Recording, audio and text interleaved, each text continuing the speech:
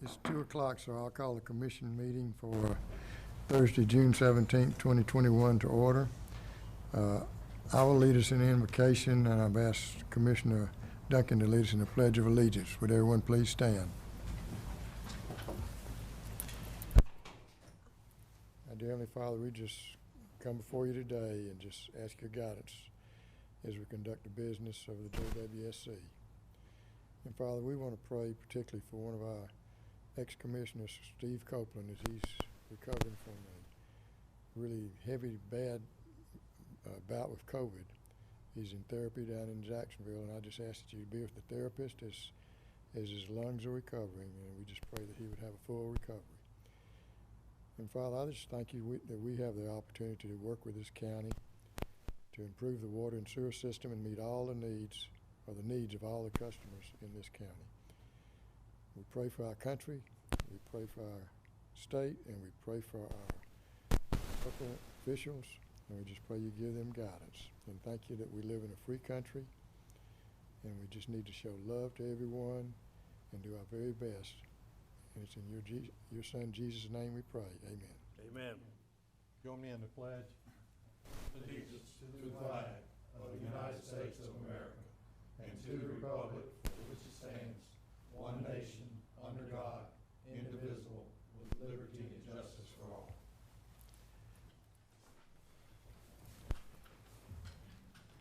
We have a public comment period. Ms. Monica Smith would like to address the commission. Thank you, Mr. Chairman, for recognizing me. Yes, I'm Monica Smith.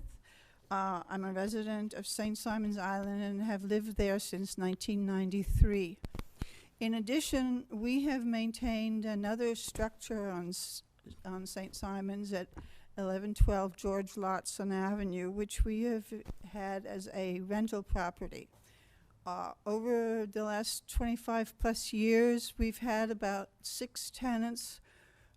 2 of those tenants, one stayed for 7 years and the other one has been there for 9 years. So we have provided stable, affordable housing, mostly for people who actually work on St. Simons Island.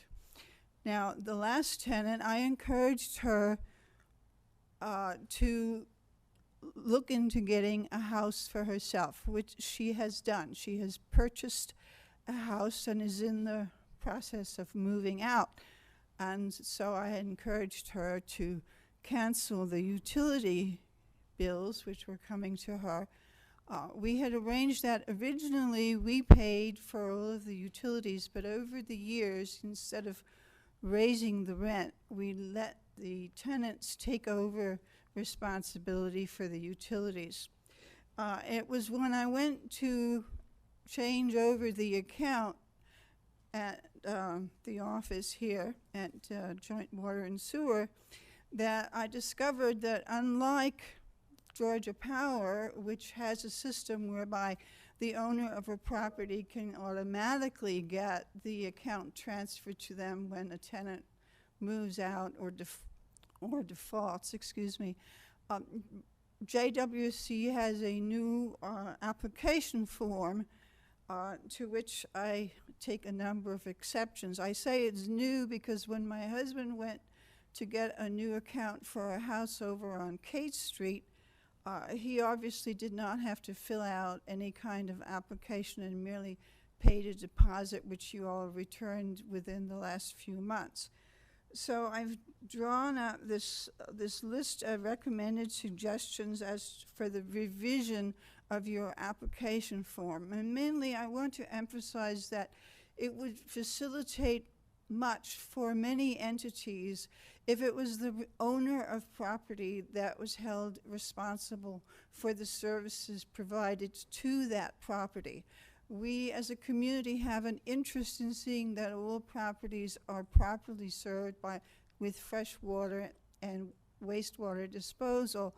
So it's in our interest for the owners of the properties to be held permanently accountable. If they choose to let to have their tenants take over the accounts, that would be their option, and you could accommodate that. But I think that the basic principle should be that the owners of property be responsible, and that the information about them and where the billing is to be is entered into the geographic information system, which I know is very up to date and contains a lot of your all's information, but is not used as much as it probably should be. And so I'm here to suggest that we undergo some changes. I don't expect them to happen immediately. Perhaps some committee of the board will look into this and consider the recommendations. Thank you for your time. Thank you for your comments, and we'll certainly look into that. We'll have staff review this. We'll move to the committee updates. We had a facilities committee meeting yesterday, and we approved the contract award for the Bergen Woods Offsite Improvements, which is force main. That's in the amount of $282,151, and it'll be presented to the full commission for action later on in our meeting. There was also an infrastructure dedication that we accepted, subject to the full commission's approval. And there's a change order for pump station 4021. This is the pump station. It's at Sonic. It's in operation now. The change order is for less than 3% of the total contract price. Normally, if we have change orders less than 5%, we're usually satisfied with that. So it's a reasonable change order, and the Facilities Committee recommended it be presented to the full commission today for acceptance. We then had a discussion on the possible Dunbar Creek, some rehabilitation there, which includes improving the aeration basins, perhaps building another clarifier. The filters and the UV systems need to be rebuilt, and also installing odor control facilities. So we'll be looking at perhaps doing some of that work in the near future. We had a good water pollution control plant flows report. The Academy Creek plant is 41% of capacity. Dunbar Creek is 71% of capacity, and Southport is 26% of capacity. And on the capital projects report, I'm pleased to announce that we had 16 projects that are in various stages in the amount of about $40 million for those projects. They're being funded, some of them with GFA funds, some of them with reserve funds and other funding portions. And I just want to say that all of those projects are being done without us having a rate increase for the last 3 years, which I think is really good. One project I want to highlight is Magnolia Park, where that project, all of the water lines are complete except for one street.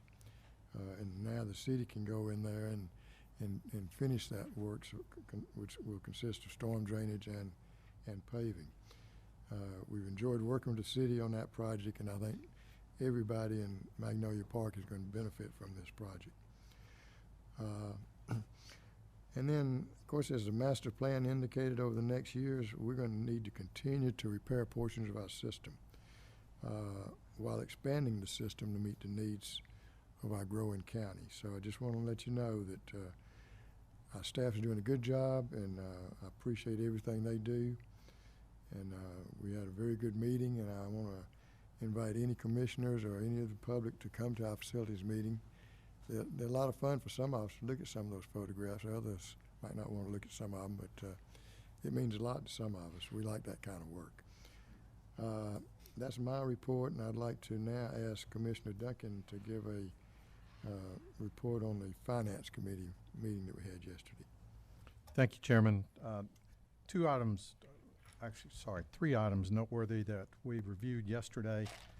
We approved 2 items to pass along to the full commission. That was one for the Bergen Woods improvements, and the other was the FY22 rate resolution. The long and short of the rate resolution is the new rates are the same as the old rates, meaning we haven't increased the rates to our customer base. The financial statement for the month continues to show improvement as we are approaching the fiscal year end, and just a couple items there. While we are down on actual sales of water and sewer service, our costs were down, our expenses were down in a number of areas. So the net is our net operating revenues are positive or above the budget for year to date. So that completes my report, Chairman. Thank you. We'll move to the presentation portion of the project. We have the bond in issuance project funding option, Davenport and Company. I think we've got some people on virtual over here. So how do we get started? Yes, sir. We've got Courtney Rogers from Davenport and Company. He'll be going through a presentation. You should have a copy of that in your packet. And John Pinnell, who is the bond attorney, if there's any questions about that portion of it. So with that, I will turn it over to Courtney to get us started. Thank you, Andrew. Andrew, we can hear you great, but we really had trouble hearing other folks. So as questions are asked, you might have to interpolate for us. Okay. Perfect. I can share my screen, or are you guys going to have the presentation on your screens? You can go ahead and share your screen as well. I will do that.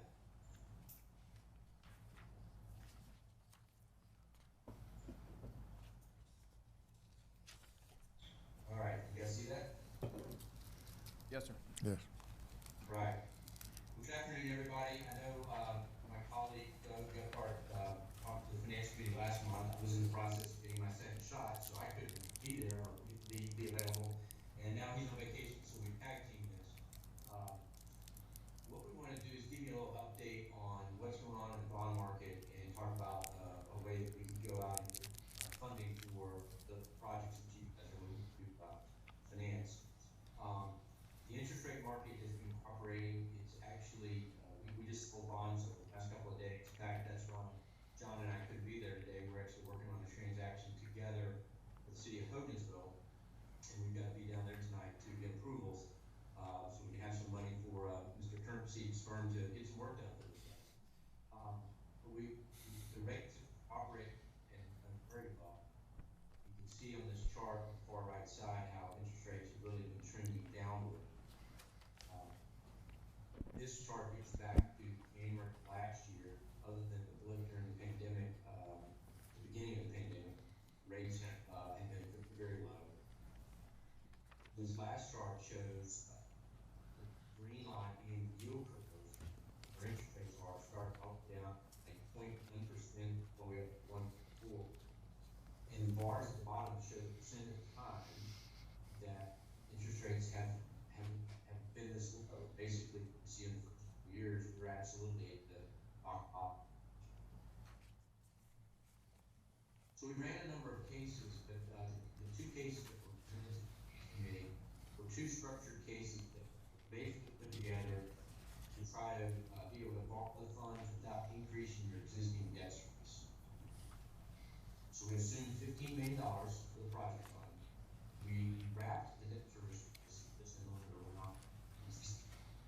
We assumed a 30-year amortization. This was run back in April, but rates have stayed, actually gotten a bit better than this instead, so that's a good thing. This would have a 10-year par call, so the funds would be available 10 years from down the road, you can pay it off in 10 years. We assumed that you can closing, obviously that's not going to happen, so we'll obviously have to update these numbers. And then principal and interest beginning December 1 of 2021. And we've estimated cost of influence based on what we've worked with you guys in the past as well as other issues around the state. And I'm going to show you a summary of some other transactions involved recently, give you a sense of kind of how that compared.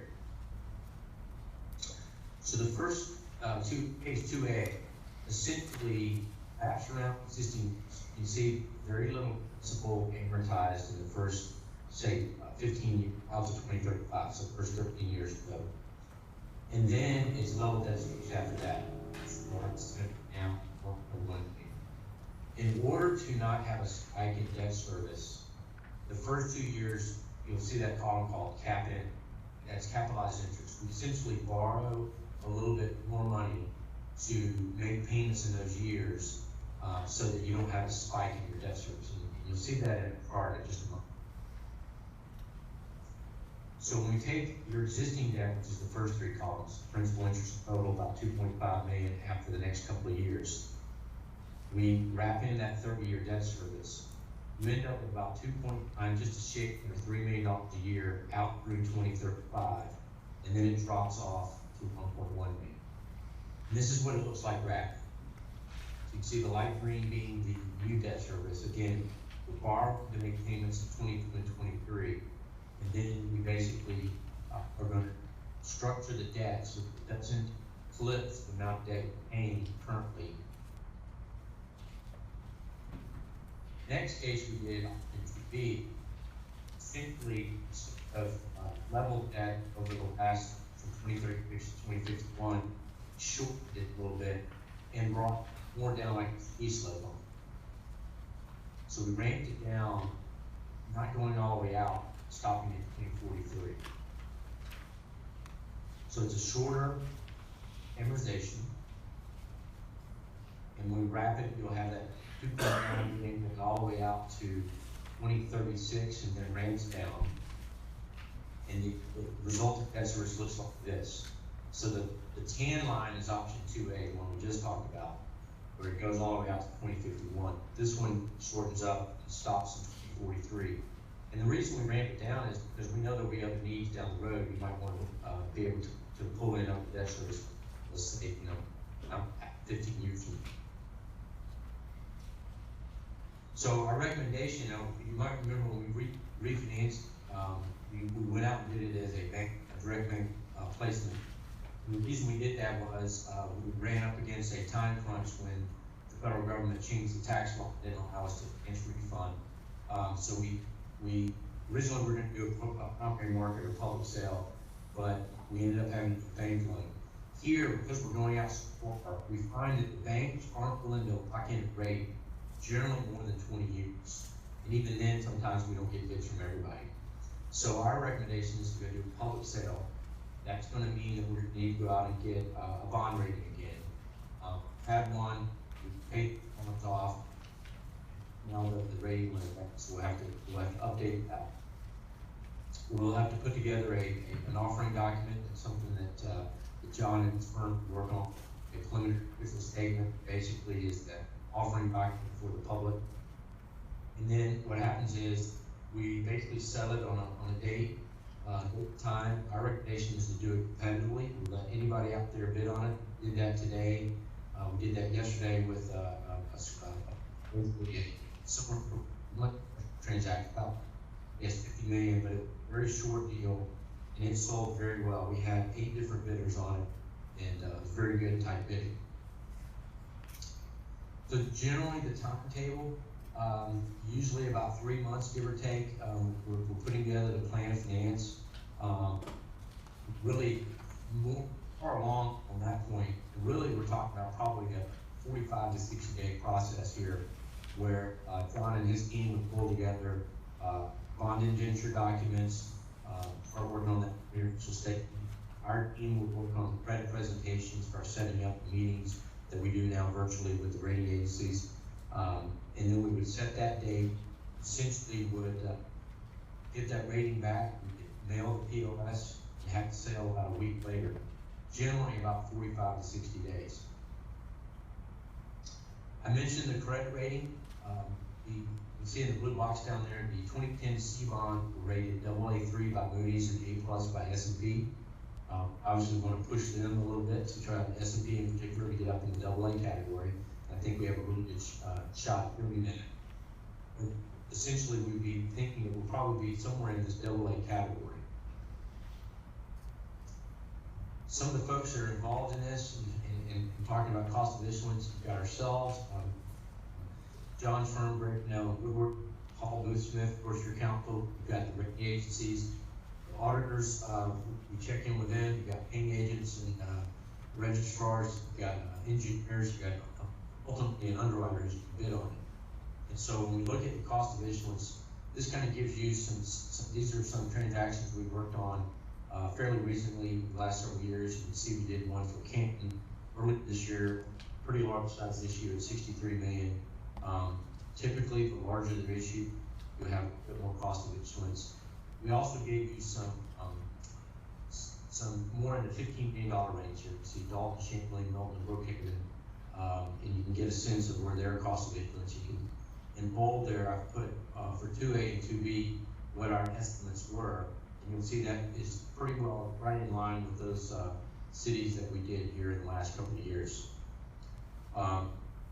You might remember we did the direct bank loans I talked about in 2017. That cost of issuance was lower because you don't have disclosure council fee, the fee for putting together that offering document. You don't have rating fees. To give you a sense of how your fees should, I put an example Augusta please do. We did a couple years later, similar size and it was actually slightly higher. So that's, if you're comparing back to the old deal, it's not going to be that low because we have a little bit more work to do when we do a public sale. I can tell you that the rates we get in the much better than what we get expect, even if they work about 30 years.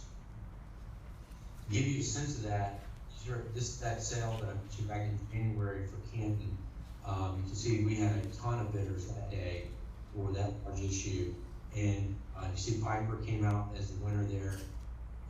They're basically 4th decimal points. At 1.8%, once we had the cost of issuance, it was 1.87, just under 2% for 30 million. A great rate. We also did a transaction in Douglas Water last year. You see that one was a little bit higher. Of course, the market was a little different when we sold those in September of 2020, but we also, it was a little more backloaded. We were wrapping around some existing debt, which is why there were no bonds there in 24 to 30. You see, we had a little bit more bonds there at the back end in terms of the size. So in terms of just a very preliminary schedule, we have any questions with anyone on the staff that, but with you guys said let's get move forward with that. I would say that basically over the next couple of weeks we start working on documents. We'll probably have some initial drafts out sometime in July. Come back to you with a resolution at your middle of July meeting. Have our discussions with the agency set up right after that. Have ratings come back late July, and we have to get your approval once we sell the bonds the day of the sale. And so we were looking at your the week of August 2nd. Maybe if you okay having a special call meeting, and then wait later in August to take more interest rate risk at your regular scheduled meeting. Then we would, unless John tells me we need to have the validation ahead of time, we could do the validation after the sale and then close the bonds sometime probably early September. So that's all I have, and happy to answer questions, and legal softball, have jump in and answer them. Walk us through what you're trying to show on slide 4, please.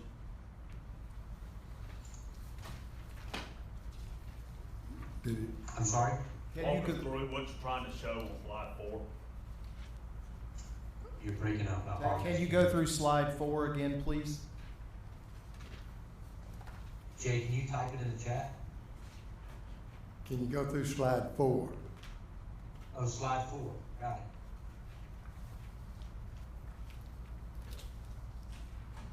So what this is showing is that the current yield curve right now, this is based off of basically AAA rated geos, which is what this NND, which is a company called Municipal Market Data. They basically set a yield curve every day around 3 or 4 in the afternoon based on trades that happened earlier in the day.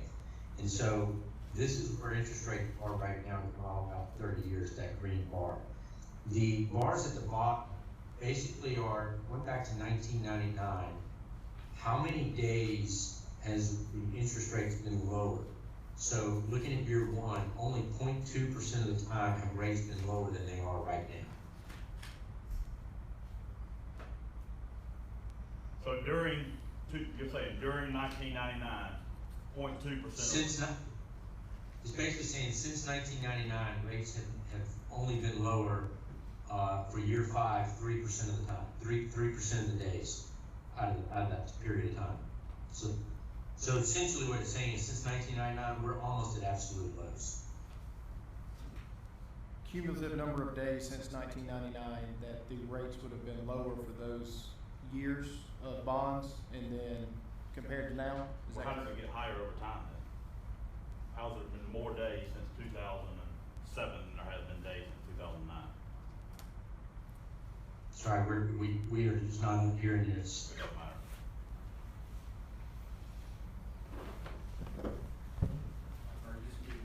Jay, if you're able to type in the chat room, that'd be great. I possibly can. Is this any better? The microphone, I think that's part of the problem. Are you hearing this? It was pretty good when he was talking. Okay, in 2007, for example, which would have been 14 years ago, how is that number, percentage of days, higher than the 1999 number of 0.2%? How, if we have less overall days, is percentage of days higher? Okay, so I think what I hear you saying is why are some percentages different than the others? Is that generally? Basically. Fair enough. Yeah. It's really the shape of the yield curve. What we've seen lately, we've seen years 4 through 9 and 10 get somewhere in that range. We've seen rates jump up a little bit more than we have in other areas. Rates actually, after the Fed talked yesterday, I just saw in the news that the 30-year rate has dropped down below since like early February. So the yield curve is actually flattening a bit. I'm just not following what this actually portrays. I'm trying to figure out how this is meaningful information. Yeah, the whole point of the chart's really trying to tell you is that, and I'll go back to this chart, that when you look, there's a couple of points here where rates have been pretty low. This is a 20-year rate. We hit the bottom in August of 2020. That's been the lowest, the 20-year rate. We're getting. You're not sharing your screen right now. Oh, I don't have my screen on, sorry. Sorry to pick it off, my bad. There you go. So on this graph, when you look on the right-hand side, see the very bottom, that's a 20-year rate. We right at the back in early, I guess March of 20, we got pretty low. Then we hit the very low in August of 20. Then it kind of popped back up ahead of the election, started coming back down, went back up back in February of this year, and now we're headed back down again. So the whole point of these slides is just letting you know that I've been doing this 30 years, and these are rates that I've never seen. They're very, very low. We saw them a little bit in August of last year, and it started heading that way in February of right before the pandemic. But this is about as low as it goes.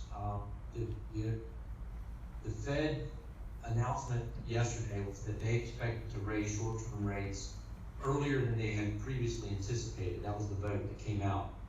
And what that tells us is that sometime in the next year, we would expect rates to start going up again, long-term rates, which basically means this dark green line will start shifting upwards, which means that the rates, the whole yield curve is going to go higher. What? The rates, and just to give you a sense, rates that we ran for this, the option 2A starts at, at 0.1 or 0.2% here in early years, runs all the way out to the 1s, 2s out here.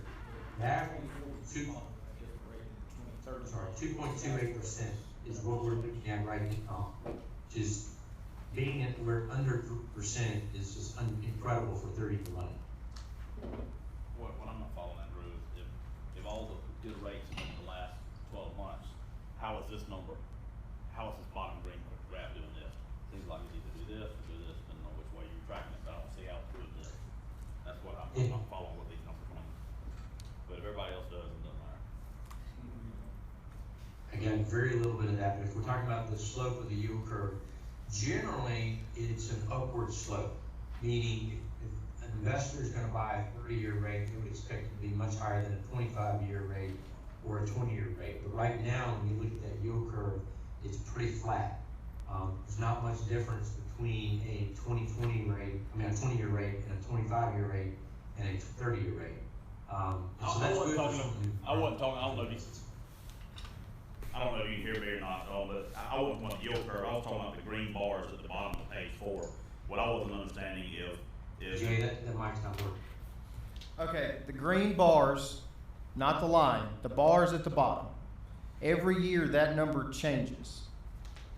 The way you explained that was that everything in those bars is how many days the rate's been lower, but why does the rate change every year if it hasn't ever been lower than this? Would that be a, Kind of, but what I'm saying is if only the low rates were recent, right, then how come the graph isn't going trending up or trending down? How come it's got a balloon in the middle? right? Why does I it, can't- why does the bars, not the yield curve, why do the bars at the bottom go up and then back down instead of, if it's only been this low recently, why doesn't it slope either all the way up or all the way down?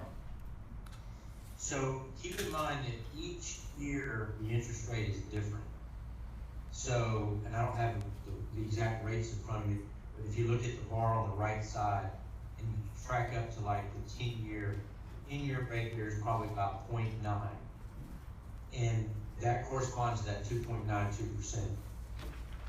A couple of days ago, that point might have been 0.7, but the rest of the yields may not have changed. I'm gonna find another graph to show you. Give me 1 second here.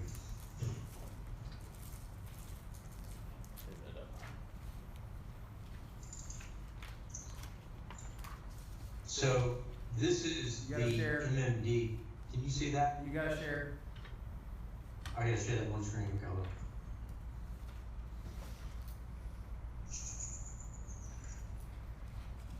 So this is an email that I get every day, later in the day. This is yesterday. And what it showed me is this is those rates, current rates, as of basically Monday and Tuesday. So I haven't gotten yesterday's yet. And what it shows is that the first year's going out through 2031, nothing changed. But we did see a little bit of movement, 1 basis point from 32 out to 40, and then 2 basis points. So the yield curve shifted up a little bit. It went higher. Those positive numbers mean it went higher. So not every rate changes every day. I'll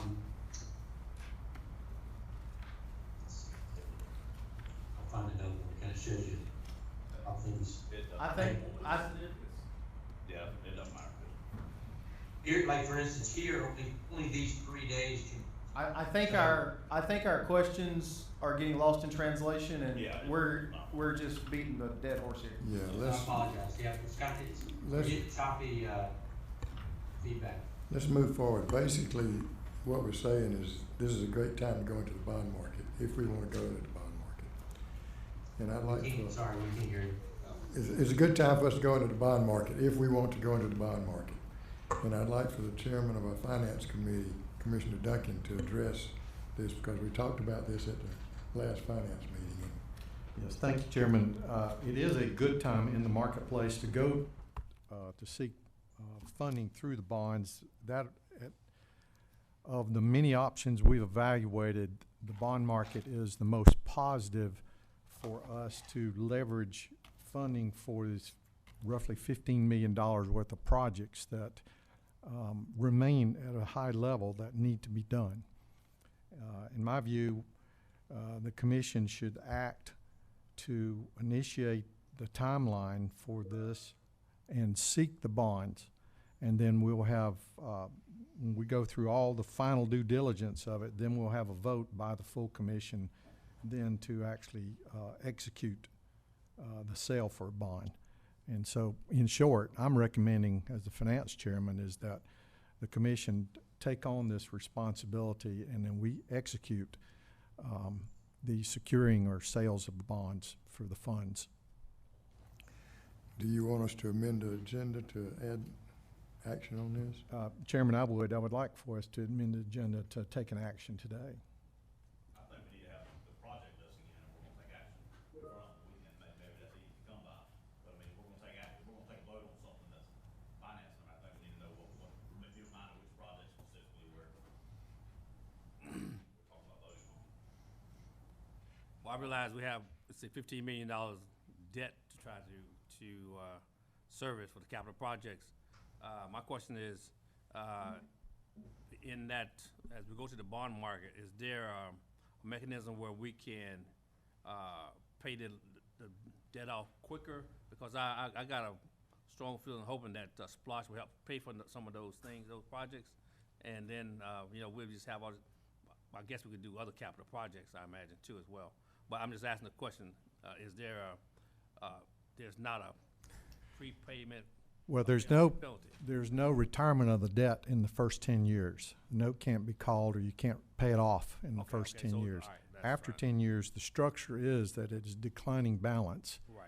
And so that by, I think it's 2043, that we essentially retire that debt completely, which really is all of our debt Right. that we currently have.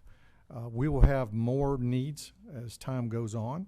And so in my view, that's why this option 2A represents the better of the options that we've sorted it down to, because it gives us more flexibility further out on potential projects that are at this point unnamed.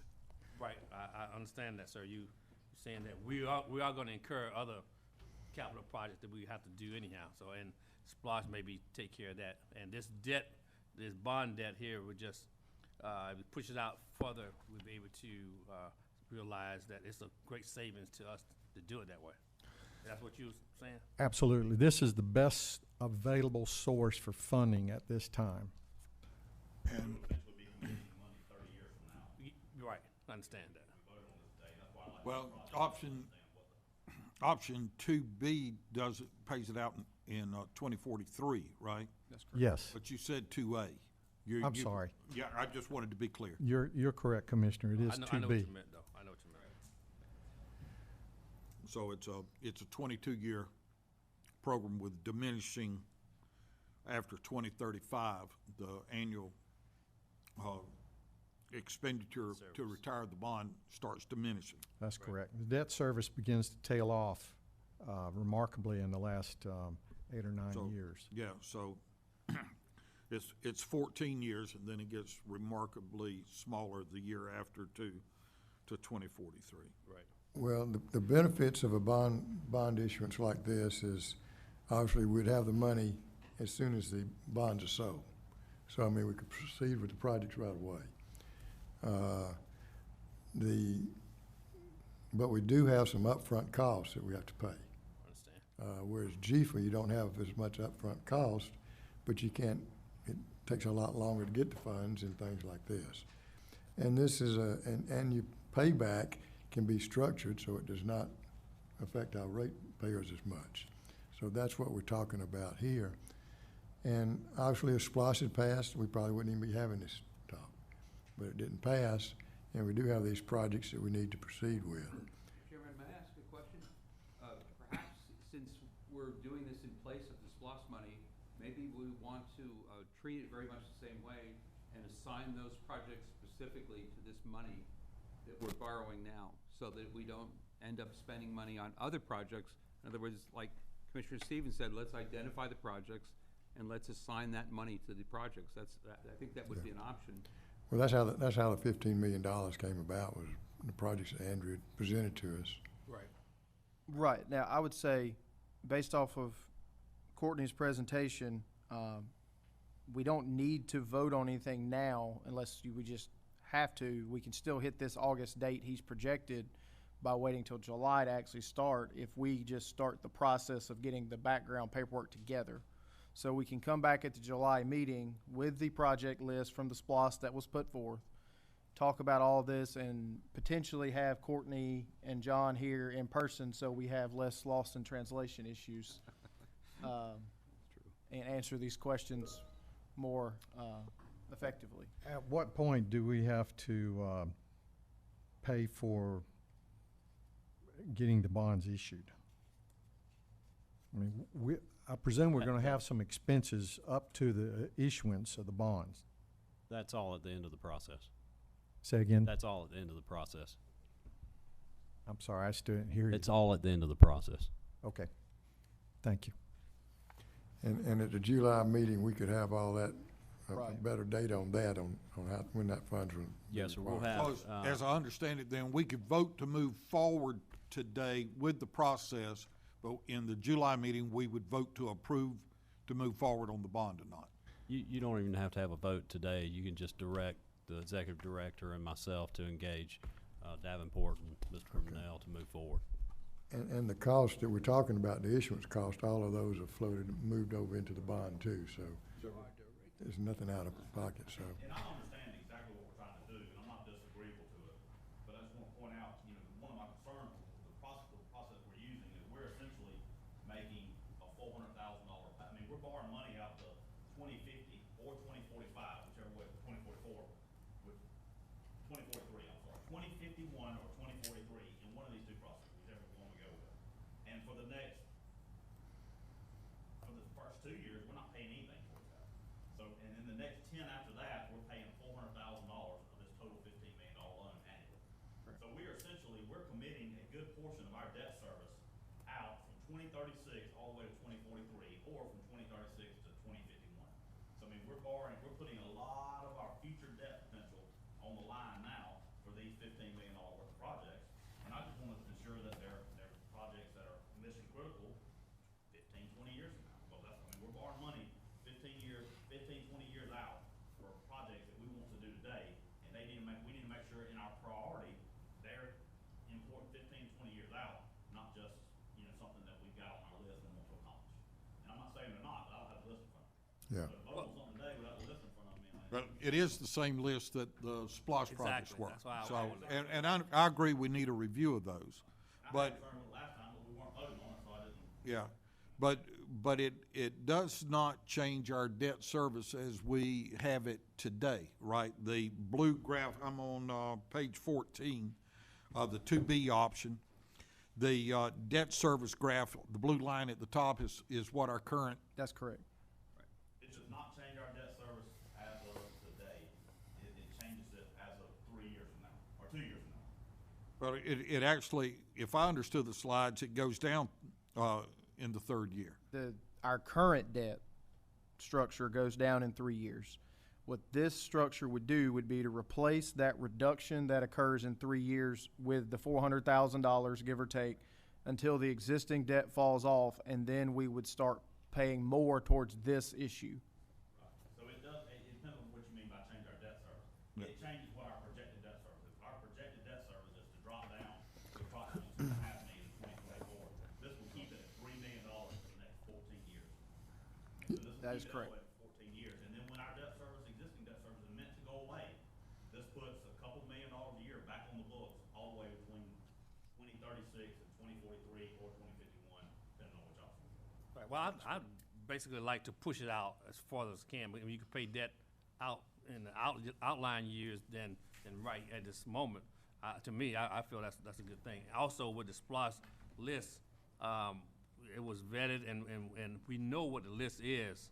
We don't have it before us right now, but we figured that these are priorities that we got to have anyhow. And I know some other gonna come up as well, but I do agree with you about putting those things specifically for this $15 million. And I would add that the rates right now, we're about to go into an inflation cycle, and to try to borrow money several years from now is going to cost more money than it costs if we issue a bond now. I'm not saying I disagree with it. All I am pointing out, just so everybody knows, is in 2040, when we wake up and need money, we've committed some of that debt structure as of today. We vote on today or as of July. Well, hopefully we'll save some too at the time, all through that process. I think we need to decide whether we want to looking at option 2A or 2B as what's best for the utility. If we're going to direct have the director go ahead and move forward with it. Mr. Chairman, I suggest we direct staff to pursue option 2B and get that prepared for us so that we'll, in between now and our next meeting, that each commissioner can become prepared to vote on a list of projects and the encumbrance of a bond issuance for the utility. And you can email each one of us with the list of projects and everything. Yes, sir, and then we'll make sure to go through them at the July meeting, Okay. at the public meeting. All right. All right. Okay? Thank you. Thank you, gentlemen. Appreciate your presentation. See you in July. There you go. The next item, we'll move to the approval section of the minutes. The First item is the minutes from the May 20th, 2021 regular meeting. Move to approve as submitted. A second. Motion is second. All in favor? Motion carries 6-0. Next item is the minutes from the May 20th, 2021 executive session. Move to approve as presented, sir. Second. Motion second. All in favor? Motion carries 6-0. Next item is a self-funded health insurance renewal. Ms. Tyndall. While she's coming up, I felt in the beginning meeting, I have to be back to the hospital in a few minutes, so I'm gonna slide out here shortly. I apologize. Okay. I'll have to leave mid-meeting. All right. Hello. We will have no technical difficulties. I'm right here. Okay, who is kind enough to put the slides up for us? Slides? There he is. Bueller slides? No? They are in the packets.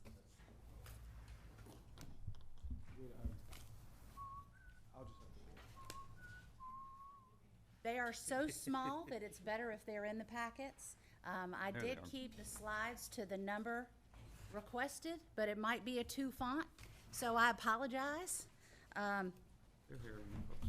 Okay, good. We here, we got Yeah, it. we got them. Thank you very much. So the first one we're looking at is, mine is highlighted, but it is just that first chart, and then there are 3. So, as you all know, last year we decided to move from fully funded over to self-funded. We did 5 years of projections looking at the claims and plugged in those fixed costs to see what it might look like, and we anticipated that we would save money in more years than not, so let's try it. So congratulations on making a good choice, all of you, because we actually are in a positive position. So the first thing that you're gonna see in this first slide is that based on the fixed cost and the claim cost through May of 2021, and remember, our renewal is August 1st and goes to the end of July. Here we are in June, so we only have claims up until May. So we have actual information for 9 months, and then we're just dividing it and multiplying it out to annualize it so we can come up with better numbers.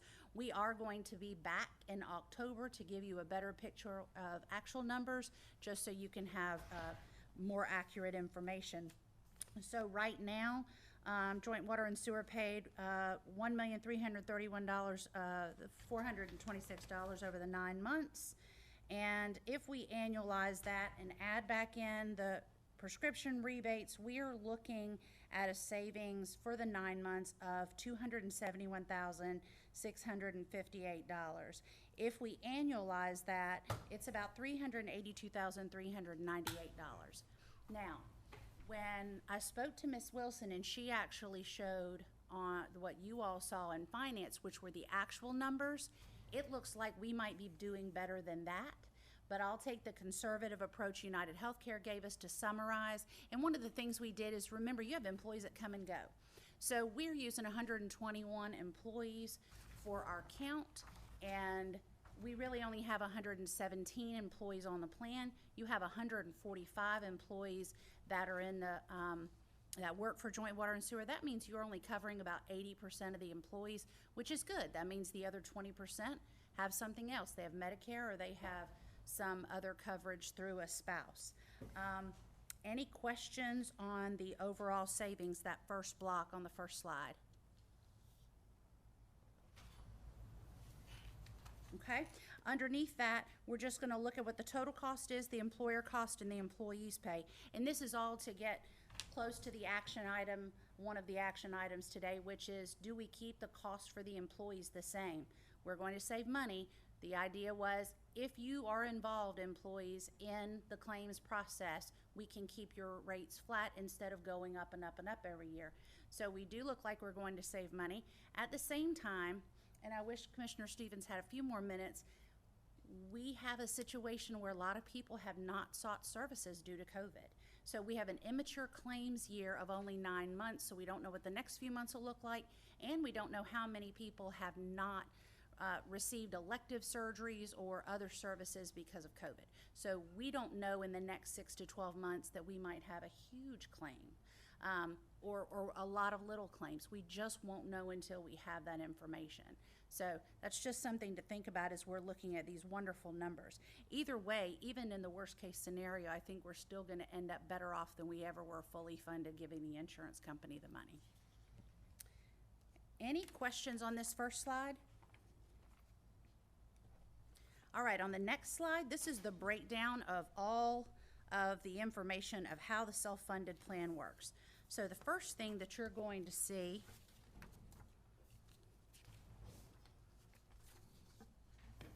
is on the top left side, how many employees do you, oh, I'm sorry, go ahead. How many employees do we have on each plan? We have 19 employees that took the $1,500 deductible, 94 employees that took the $3,500 deductible, and 8 employees that took the HSA. If you remember last year, one of the concerns that we had was, what if we offer a really low-cost plan and all the employees flock to it, and then they're still in the same boat without coverage and not seeking services? They did not choose the HSA plan. Most of them chose the mid-range plan with the $3,500 deductible. And one of the reasons that they did that was you put in a health reimbursement account where you reimburse half of the deductible for each employee, or one per family, but no more than one reimbursement per person in a plan year. And so we had about 10 of those people so far that have been reimbursed $1,500. That's only $15,000. So instead of us paying for a $750 deductible, we paid for a $1,500 deductible, and it only cost $15,000. So it's a wonderful program that I would certainly request that you think about continuing, because I think it helps the employees to know that they don't have such a high deductible to meet, but you're not paying for that low deductible. So it's the best of both worlds.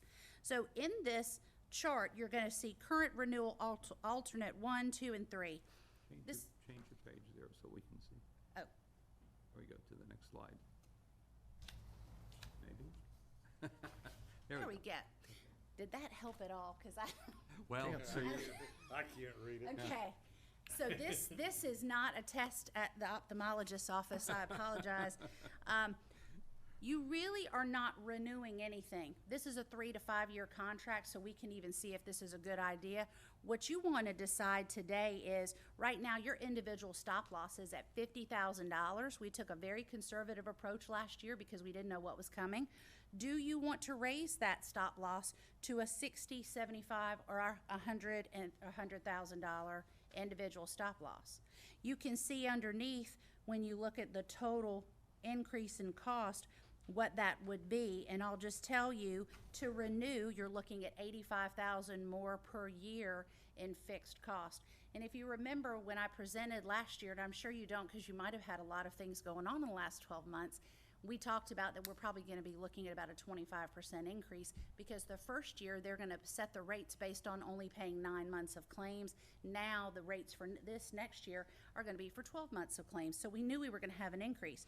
If you decided to move from a $50,000 individual stop loss, which is how much do you have to pay up until they start paying, you could save $61,000 from the renewal. Not the current, but the renewal. You're going to have an increase on those fixed costs anyway. But we might have a lower claims account, which means we'll see the savings in the absence of paid claims, if that makes sense.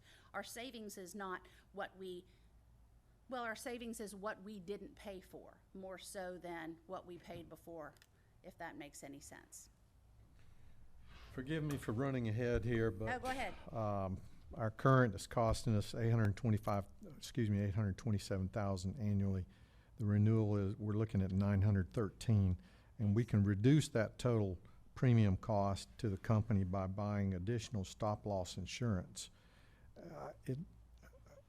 I can't help but think that that's really going to drive the direction that we should go. Okay. Is we provide more self-insurance through the stop loss, and frankly, we pass on the savings to our employees by holding their premium portion flat. Yes. And that's something that families can plan on so much easier on an annual basis. Yes.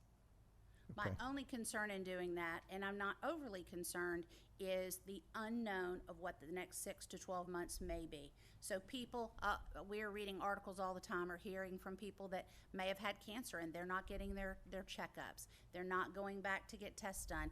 But I think that we're sort of opening back up. People are getting out. They're going to the doctor again. But now they're scheduling all of those things. If you went to the health system now and tried to get a CAT scan, it's probably going to be 2 months before you can get one because they are so busy.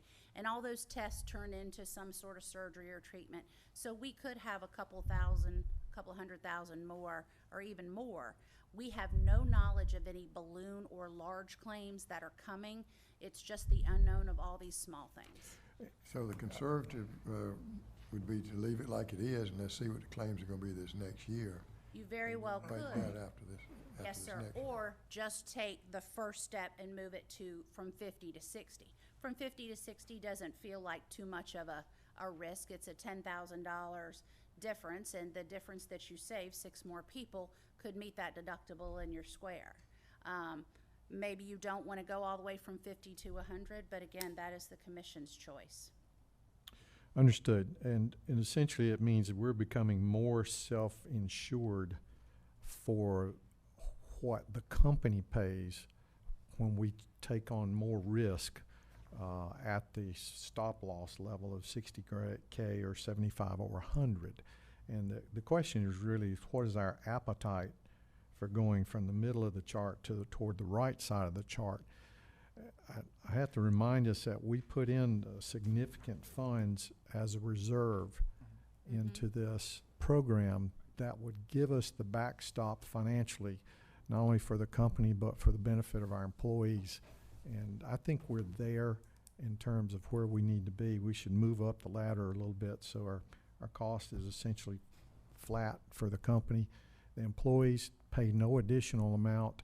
We still have a good reserve, even though we may experience more claims in the next 18 months. It's just going to be a catch-up. Right. And then, but I look at this as a minimum of a 3-year track record before we make a hard decision, and preferably go out at least 5 years. And then we have a strong track record of what our employee base is doing, even though it moves. We have a reasonable number in there that we can reinforce where we need to be in terms of stop loss each year. And not only that, although we knew we were going to have an increase for year 2 and maybe even year 3, as the claims start to settle down and we can see a trend, that's when we go back to the carrier and say, okay, we can see what the claims are doing now, so we're not going to have an increase this year. So right now we're in an upside down position because we knew we were going to have that increase. There was just no way around it. No matter who we went to, we'd have that. However, we sort of gain a little more control of our own destiny as we go forward. And we're only paying the stop loss and we're paying for the claims. So the only place we can cut is on the stop loss. And they're going to be conservative on their end of what they think the claims are going to be. And we're actually right in line. We're about 60,000 more than we anticipated the claims would be if we annualize claims right now. So we are a little high on claims, but there was enough fat in that contract that we're still looking at $400,000 or more if everything goes well. And that is leaving the employees' costs the same as well. So what action do we need to take today? So the third slide, just in case you're curious, just shows you how many people went over that 50,000 limit. So as you're thinking about, do you want to increase that individual stop loss from 50,000 to 60,000 or from 50 to 75,000? This just shows you what those large claims were. Again, it's only 9 months. So the action items for today,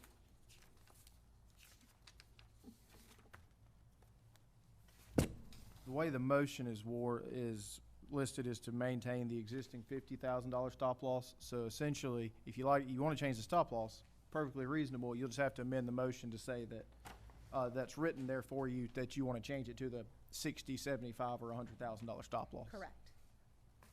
I would feel so much more comfortable if we are going to move the stop loss, that we move it to a 60 or 75 and not the 100. Yep. Because we'll feel so much more confident after having a full year of claims, getting past COVID, and then it will feel like a much safer step to go that high. Can I have a Can I motion? ask a question here? Please. when we were deciding this last year, it was, you know, it was a very difficult decision, and you certainly provided us with a great deal of information that made the decision much easier to do. If we had decided not to do this, could you give me a sense of, like, if we were still on the regular United Healthcare, what kind of an increase would we be expecting in premiums? I bet you we would be looking at, based on the fact that the claims are 60,000 more, I bet we'd still be looking at a 6 to 8% increase. 6 to 8% over the 2.2 million that we were putting in. Okay, so we're saving that money as well by being in this. Yes, sir. Essentially, too. Yeah. But I would never come to this commission and tell you're saving imaginary money. That is- No, but I mean, no, I'm no. just saying though, we definitely would have had an increase. I mean, Yes. you know, then when the insurance companies put out money, they have to get it back somewhere. They do, and They're they gonna get it back they from gave you about a $16,000 COVID credit because people were not going to the doctor. I'm positive they were gonna figure out a way to get that all back at the end. I'm sure. Yes, sir. Another thing, dental did go up. It was a 14.3% increase because the usage was very high. We were able to negotiate that down to 7%. That's about an 84-cent per 2-week pay period for single coverage. We thought that the commission may want to pass that on to the employee because they were possibly not going to increase anything on the health insurance, but that is totally up to you all. We have a 7% increase on dental. We can pass it to the employee. You can split it, or the commission can absorb it. Is the dental rolled into this No, sir. No, amount? sir, it's totally separate. Okay. It's, the total increase is 84 cents a 2-week pay period for a single rate. And do we know how many employees are participating in that? We have, Or how many plan members? 135, 140. There's more people on the dental than on the medical. Really? yes, you people do have the option of choosing just the dental plan and not having to have the medical. Okay. I'm gonna look for it. What other, yes. 129? We have 60 single, 32 with spouse, 16 with children, and 21 families. 129 people. Okay, I'd like to offer a motion, Mr. Chairman. okay. I'd like to move that regarding our employee health insurance and the dental, that we hold rates flat. We increase our stop loss to $60,000. And so the motion would be, I move that Brunswick-Glynn Joint Water and Sewer Commission renew the self-funded health insurance and the dental program effective August 1, 2021, with the increase of the stop loss to $60,000, and that we hold the rates flat funded by the employees for both medical and dental. I'll second that. Motion second, any questions?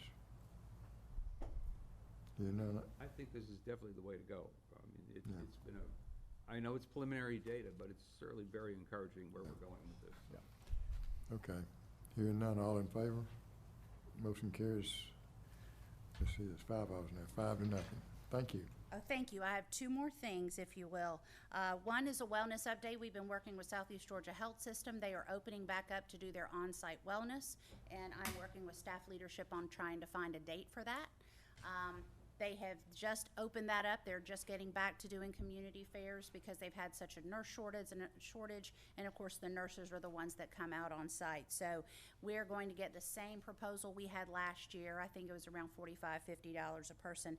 And then the last thing to talk about is, do we want to delay giving a discounted rate for those that do not use tobacco or that have good BMI? Because we haven't been able to utilize any of the wellness programs. All of that communication we planned last year fell by the wayside, and so we don't really have a plan in place if someone does smoke or is heavy to say to them, here's how you fix it. So do we want to implement that for August 1 of this year, or do we want to plan ahead and talk about it for next year? My view is, let's get a year of the wellness program out and available to our employees, no matter how many we have to participate. That is also the communication tool to everyone. And then next summer, we can say we may choose to roll out that benefit to those who are non-users of tobacco and have a better BMI. Okay. All right. We'll say staff will be thrilled with the insurance not going up, because I know it's the first time since I've been here their insurance hasn't went up when we've renewed. So they'll be very thrilled with the progress that's been made. Yes. Are there any questions or anything else that I can provide? Thank you very much. Very good presentation. Thank you Thank very you, much. Katina. Thank you. Next item is the contract award Bergen Woods offsite improvements. Yes, sir. This was presented yesterday to Facilities and Finance Committees. This is the force main coming from the pump station 4116 that serves the public safety complex and the new animal control facility. There is an apartment complex or townhome complex, going in next door to that. They are putting in the force main, and they will be manifolding their pump station into the force main. The developer is going to fund this project with their capital improvement fees. We received 4 bids. Low bid was Georgia Asphalt Producers, $282,151. It is a 60-day contract. We have done projects with Georgia Asphalt in the past, and we are familiar with their work. Mr. Chairman, I'll move Brunswick-Glynn Joint Water and Sewer Commission approve the award of contract for Bergen Woods offsite improvements to Georgia Asphalt Producers, Inc. in the amount of $282,151. There's a motion and a second. Second. Motion and a second. Any questions? Hearing none, all in favor? Motion carries 5-0. The next is infrastructure dedication. Mr. Klein. Good afternoon, Mr. Chair. This is infrastructure dedication. This is a private development funded project by K&M Holdings. And they had 7 new homes they built off of Fairway Gardens Road in northeastern Glynn County, kind of close to the country club off 17. As part of their project, they needed to get those homes on sewer, and they did install about 415 linear feet of 2-inch force main, and they did connect all 7 of those new homes to our existing 10-inch water main that's on Fairway. So as part of the process, the developer installs this new infrastructure within the right-of-way, then dedicates it to Joint Water for ownership and operation into the future. And just we'll make note that along the way during construction, we do review the plans, make sure they meet standards. All private and public infrastructure must do that, as well as we inspect along the way too. So staff is satisfied with the installation. It's been tested, and we're very excited to get these 7 new customers on board. Can I have a motion?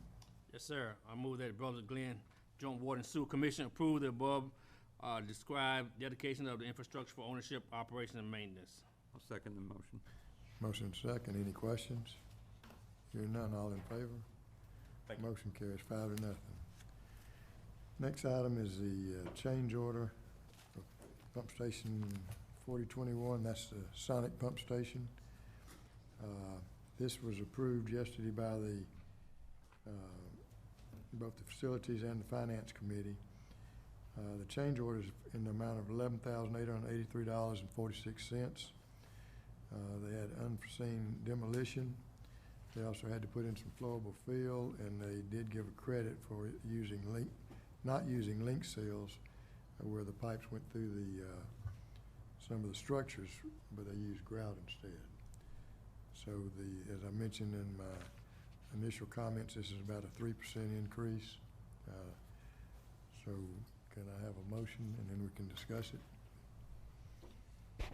Mr. Chairman, I move that the Brunswick-Glynn Joint Water and Sewer Commission approve the above described change order number 2 in the amount of $11,883.46 for the total adjusted contract amount of $459,874.46. I'll second the motion. Motion is second. Are there any questions? Let me say one thing, and I want to commend our staff on this. They designed this project. They actually designed it twice. This project was bid twice, and the low bidder was the same low bidder on each time. But they had to go back and value engineer it and design it again to get better prices. And I'm not sure what the original price was the first time, but it was substantially higher than this. I believe it was $870,000. And, So it was about $400,000 difference. and the contractor did request a little bit more money, but the staff felt like he was a little excessive on some of his labor time. So this is what they recommended. So, if there's no other questions, all in favor? Motion carries 5-0. Thank you very much. Next item is the fiscal year 2020 rate resolution. Ms. Roberts? Thank you, Mr. Chairman. Commissioners, you'll recall that the rate resolution is our official document in which we document our rates and charges necessary to support our budget each year. As our Finance Committee Chairman mentioned, and as Mr. Burrows mentioned in his town hall presentations, those rates have remained the same now for 3 years, so there is no rate change. But we are requesting one revision to the rate resolution document. That is Appendix B. We are asking to differentiate the sewer inspection fees associated with demolition versus new construction. So we're requesting the addition of 2 line items, one being demolition inspection, first inspection for $75, demolition inspection, re-inspection for $50. These changes require your review and approval. Those are on the last page. Yes, sir. Of, The very last attachment page of your packet. Appendix B, which is page 1 of 1. For those of you that weren't here at the Finance Committee yesterday, currently, and for demolition inspection, we charge a standard lateral inspection fee, which is actually a 2-part inspection, where demolition inspection is only a 1-part inspection. So this would be to actually more appropriately charge for those inspections moving forward. I make a motion that the Brunswick-Glynn Joint Water and Sewer Commission approve the attached rate resolution for the fiscal year ending June 30, 2022. Second. Motion and second. Any questions? Hearing none, all in favor? Motion carries 5-0. Thank you, Mr. Chairman. We'll move to the discussion section, Executive Director's update. Yes, sir. Just as a couple of notes, we have kicked off our total compensation study that began on June the 3rd. That is a 120-day contract that was awarded in May, and so that puts our contractual completion date as October 1st. So we'll be getting some rapid information on that project. Before our next meeting, we'll be taking bids on the Glencoe Parkway water main project. We're doing some horizontal drilling underneath the back gate of Fletsey so that they can maintain access. And then we'll also be taking bids on a 78,000 linear feet of sewer cleaning and televising.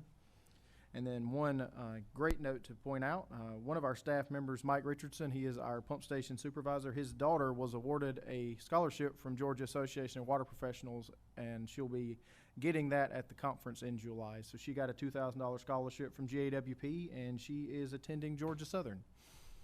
Very nice. Good. Great. Great.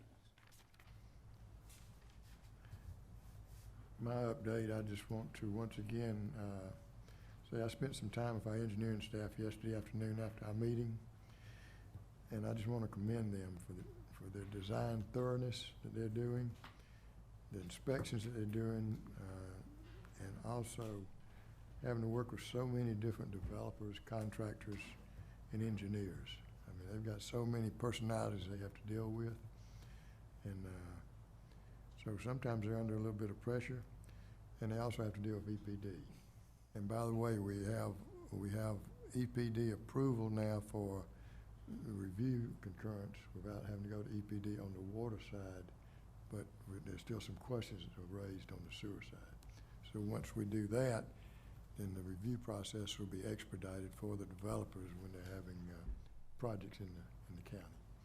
So I just wanted to give you an update on that. Do any other commissioners have any comments? We do need to have an executive session. Can I have a motion to go into executive session? For property. Regards to property. Right. Move that we retire to executive session for discussion on property. Second. Motion second, all in favor? Motion carries 5-0.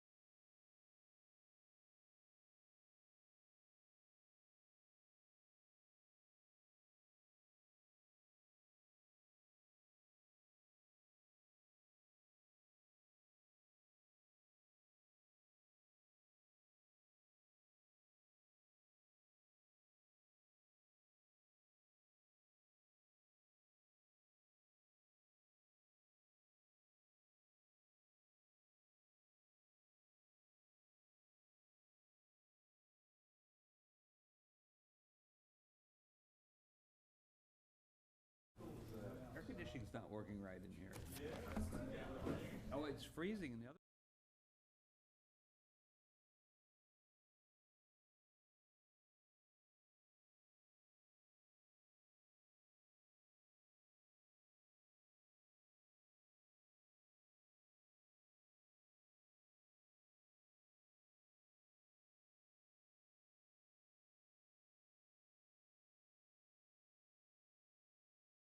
Motion second, all in favor? The next item on the agenda is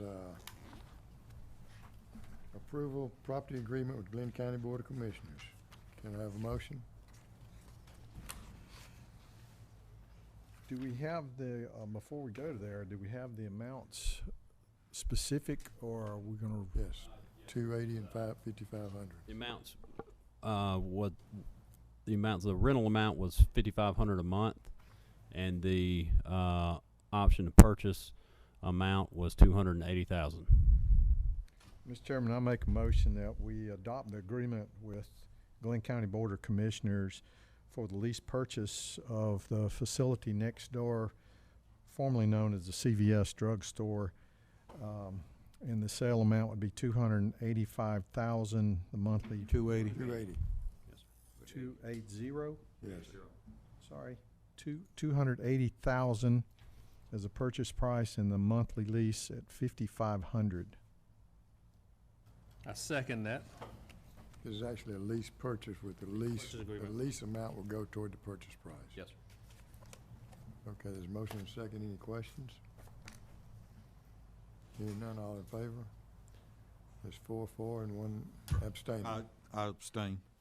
Motion carries.